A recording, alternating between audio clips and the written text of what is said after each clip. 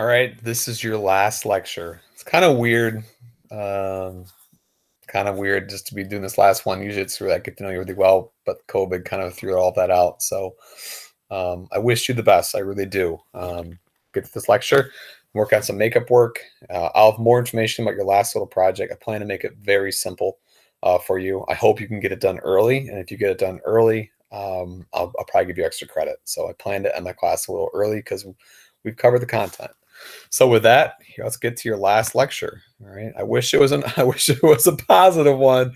World History B seems to be really dark, but luckily you'll inherit a world where you can be the change. All right. So here we go. All right. The crisis in Syria. Yeah, yeah, pretty pretty wild stuff. All right. Some of you know about this, some of you don't. Kind of we're taking I feel like a backseat as of late. So the crisis in Syria. Let's take a look what's happening over there. All right. So here's Syria. There's a civil war that broke out between this guy, Bashar al-Assad. He's the president, and the rebels of the area. All right. So the civil war breaks out between the leader who thinks it's a democracy, but he doesn't have to step down. He can be president as long as he wants. And the people are sick of him, so they've risen up against him. All right, they're the rebels. The people are against their leader. They want him just to step down. And amidst all the chaos of the civil war is an emergent group at the time called ISIS. And you're familiar with ISIS. They went from Iraq into Syria.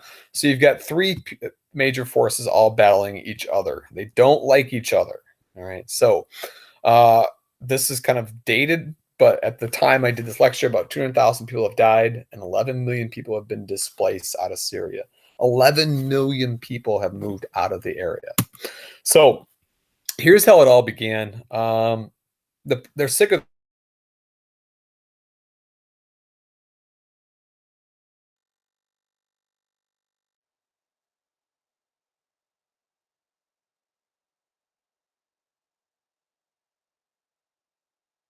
they want to protest. The people of Syria did not like the fact that these teenagers were arrested and tortured for planning something that was anti-president.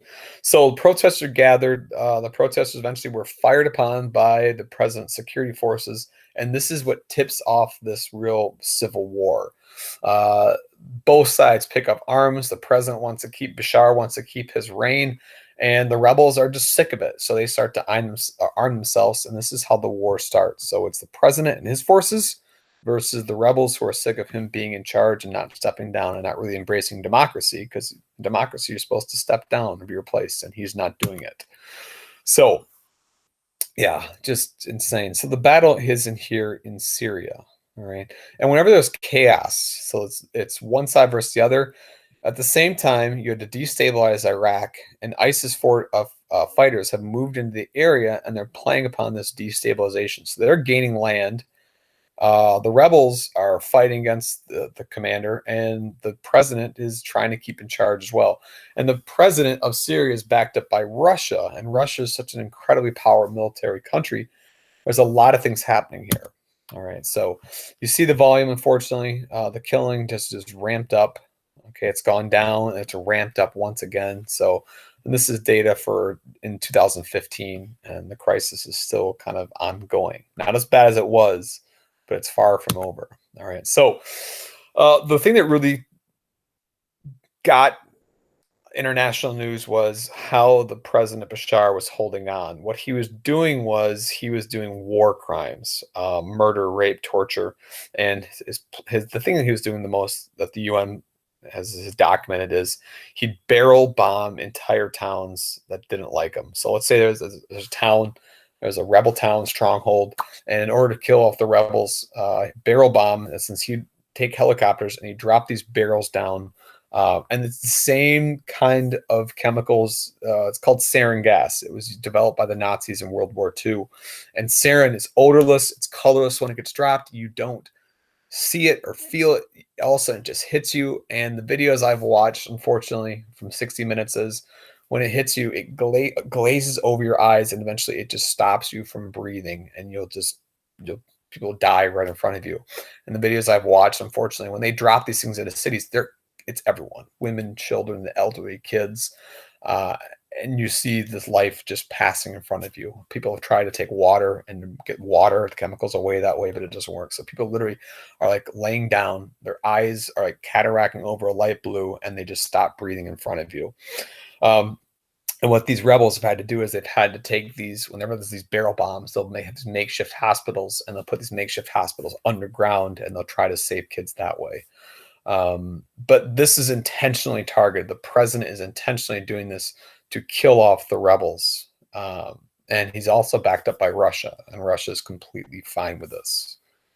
Um, yeah. So hundreds of people have been killed either by rocket fire or the war itself, or by the use of the sarin gas. Um, Odorless, colorless, it's a toxic gas, and people just die when they use it. What's really despicable is the hospitals that use to treat the people who have got these sarin gas attacks, or just as a result of war. The hospitals are also bombed. The president was bombing the hospitals where people were trying to be saved. So what they've done as of late is they moved these hospitals into caves, and these are hidden hospitals and caves, and that's what they're having to do to try to save lives. A few years ago for Christmas, uh, I asked my wife not to buy me anything for Christmas because I was aware what was happening here, and Christmas just didn't seem like very great when I knew people were being bombed in hospitals. So I asked that she donate money, whatever she was giving me for a Christmas present, to donate to the Syrian Medical Society, who is actively building hospitals inside caves so that people have a chance to fight and live and survive. So, and it's a humanitarian crisis now because there's so much war, there's so much killing, and really it's displaced. It says 4 million people, and this is dated. We're about to 11 million people have simply moved out of the area because they don't want to get killed in this conflict between the president, rebel forces, and ISIS. So you have a huge movement of people, and other countries don't want them. So this is where it's really talking about the refugee crisis.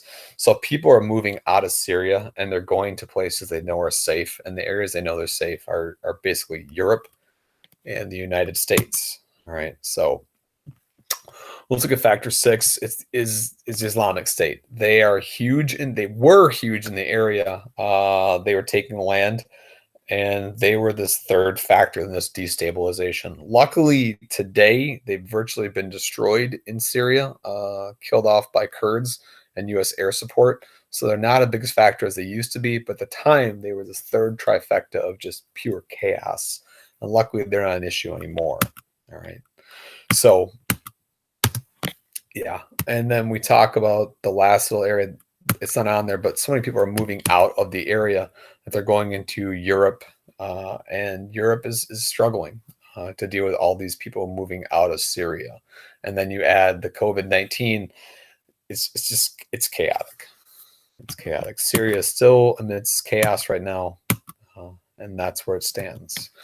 All right, that was your last lecture. I really wish it ended on a more positive note there. I told you World History B is rather dark, but don't worry, you be the light. It's always the hope that your generation is the one that can stop this. Anyway, so learn from history. Be good people. Whenever you become, be a good one. All right. So with that, that's your last lecture. Hopefully I see some of you next year in U.S. history. All right.